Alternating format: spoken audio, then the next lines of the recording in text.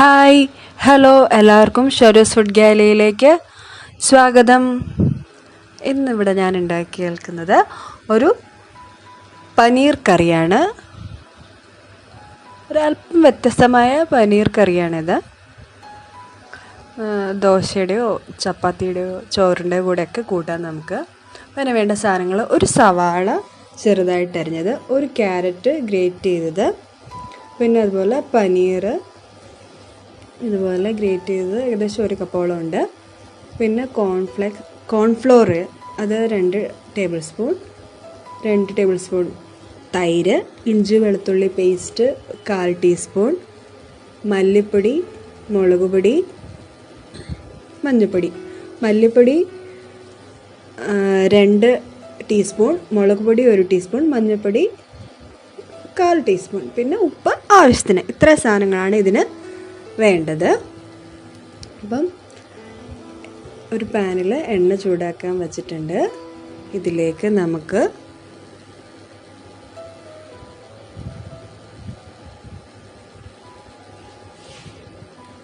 സവാളയാണ് ആദ്യം ഇടുന്നത്.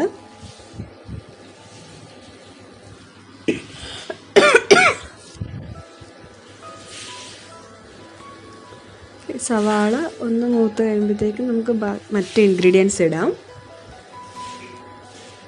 ഇതിലേക്ക് സവാള ഒന്ന് മൂക്കാൻ വേണ്ടിയിട്ട് അല്പം ഉപ്പിട്ട് കൊടുക്കാം.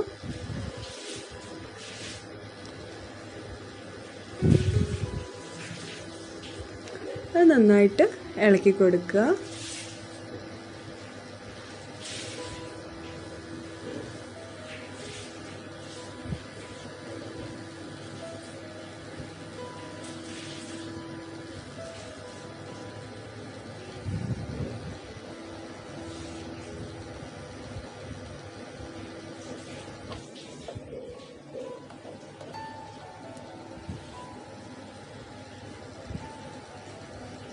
നന്നായിട്ട് ഇളക്കണം, കരിയാനൊന്നും പാടില്ല.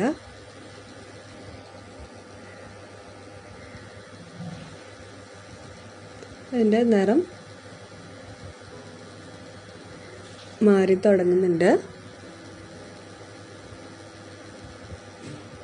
അപ്പോൾ ഇതുവരെ സബ്സ്ക്രൈബ് ചെയ്തിട്ടില്ലാത്ത കൂട്ടുകാരെ സബ്സ്ക്രൈബ് ചെയ്യുക. നിങ്ങളുടെ ഫ്രണ്ട്സിനും ഫാമിലിക്കും ഒക്കെ ഷെയർ ചെയ്യുക. ഓക്കെ, നമുക്കിതിലേക്ക് ഇനി ക്യാരറ്റ് ഇടാം.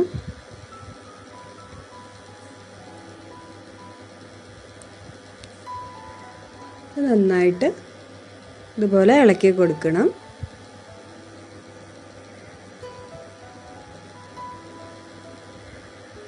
ഓക്കെ, അപ്പോൾ അത് നന്നായിട്ട് ആയിട്ടുണ്ട്. ഇതിലേക്ക് നമ്മൾ ഗ്രേറ്റ് ചെയ്ത് വെച്ചിരിക്കുന്ന പനീർ ഇടുകയാണ്.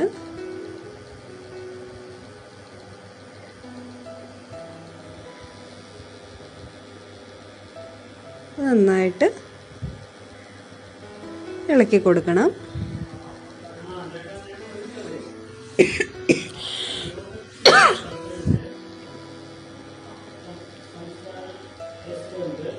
ഇത് ചപ്പാത്തിയുടെ കൂടെയും കുത്തിരിച്ചോറിൻ്റെ ഒക്കെ കൂടെ കഴിക്കാൻ നല്ലതായിരിക്കും.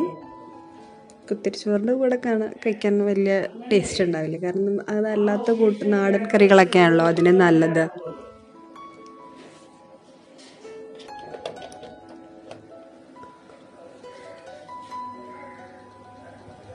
നന്നായിട്ട് ഇളക്കി കൊടുക്കാം.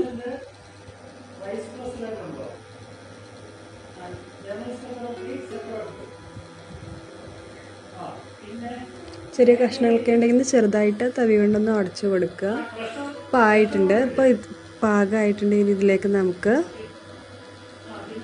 ഇഞ്ചി വെളുത്തുള്ളി പേസ്റ്റ് അത് കുറച്ച് മതി കേട്ടോ. ഞാനൊരു 1/4 ടീസ്പൂൺ എടുത്തിട്ടുള്ളൂ. അത് ഇതിലേക്ക് ഇടുക. അതിനുശേഷം നമ്മൾ പൊടികളെല്ലാം അതിലേക്ക് ഇട്ട് കൊടുക്കുക. മഞ്ഞൾപ്പൊടി, മല്ലിപ്പൊടി, മുളക് പൊടി ഇത്ര ഇടുക. എന്നിട്ട് നന്നായിട്ട് ഇളക്കി കൊടുക്കുക.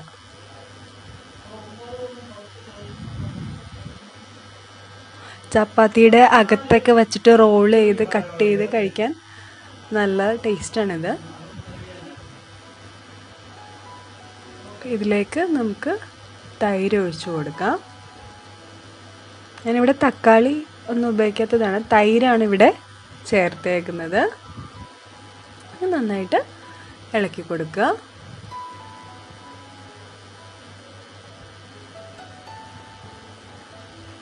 കുറച്ച് മതി തൈര്, അത്യാവശ്യം പുളിയുള്ള തൈര് വേണം ഉപയോഗിക്കാൻ.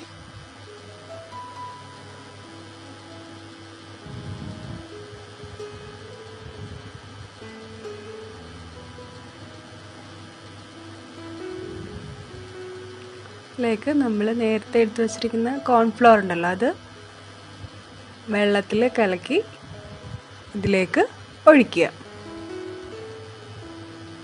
ശേഷം വീണ്ടും ഇളക്കി കൊടുക്കുക. ഒന്ന് കുറുകി വരാനാണ് അങ്ങനെ ചെയ്യുന്നത്. നിങ്ങൾക്ക് എല്ലാവർക്കും അറിയാമായിരിക്കുമല്ലോ. വീണ്ടും നന്നായിട്ട് ഇളക്കി കൊടുക്കുക.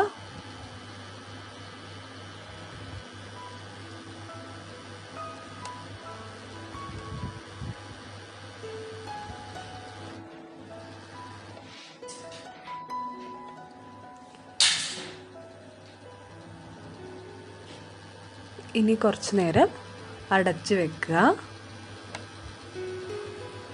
ഓക്കെ, അപ്പം നമ്മുടെ പനീർ നന്നായിട്ട്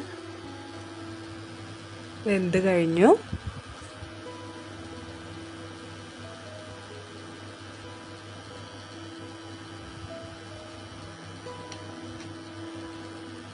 കണ്ടില്ല, നല്ല കുറുകിയിട്ടുണ്ട്.